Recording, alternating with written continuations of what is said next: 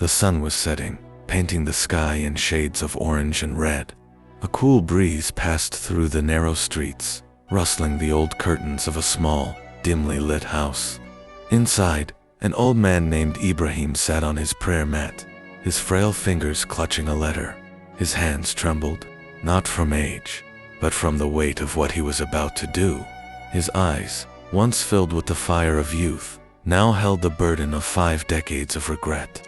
Every wrinkle on his face told a story, but there was one story, one unfinished chapter, that haunted him more than anything. 50 years ago, he had a best friend, Yusuf. They had grown up together, prayed together, dreamed together. They were like brothers, inseparable, unbreakable. But one fateful day, a small misunderstanding turned into an argument. That argument turned into silence, and that silence stretched for 5 long decades.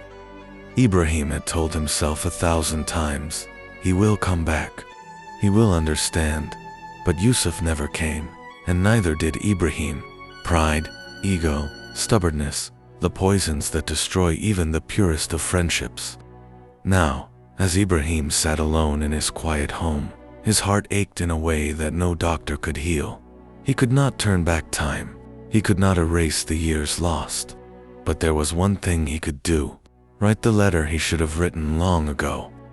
He dipped his pen into ink, his hands shaking as he wrote, "My dear Yusuf, I do not know where you are. I do not even know if you are still alive. But if you are, I want you to know this. I was wrong. My pride kept me from coming back to you. My ego stopped me from apologizing. And for 50 years, I have carried this regret like a heavy stone on my heart. Not a day has passed that I have not missed our friendship. If there is still time, if Allah has written it for us, I would like to see you once more. If not, then please, please forgive me." Ibrahim folded the letter, sealed it, and called a young boy from the neighborhood. "Take this to Yusuf bin Karim," he said, his voice weak. "Tell him, it's from an old friend." The boy took the letter and ran off into the evening streets, leaving Ibrahim alone with his thoughts. A strange peace settled over him. He had done what he could. The rest was in Allah's hands. That night, for the first time in years, Ibrahim fell into a deep sleep. He dreamed of Yusuf not as an old man, but as the boy he once knew. They were running through the fields, laughing, calling each other's names. Under the shade of an old fig tree, they sat side by side, talking about their dreams. The dream felt real, almost too real. Morning came, but Ibrahim did not wake up.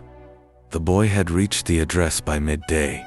He knocked on the door, excited to deliver the message. But when the door opened, an old woman stood there, her eyes red from crying. "Yusuf bin Karim?" the boy asked. The woman's lips trembled. "He'd passed away 2 days ago." The boy's hands tightened around the letter. "But I have a letter for him," he whispered.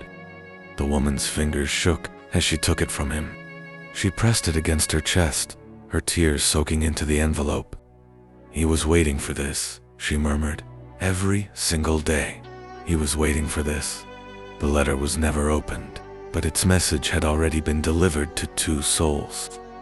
Finally reunited, not in this world, but in a place where misunderstandings fade, where regrets no longer exist, where true friendship never dies.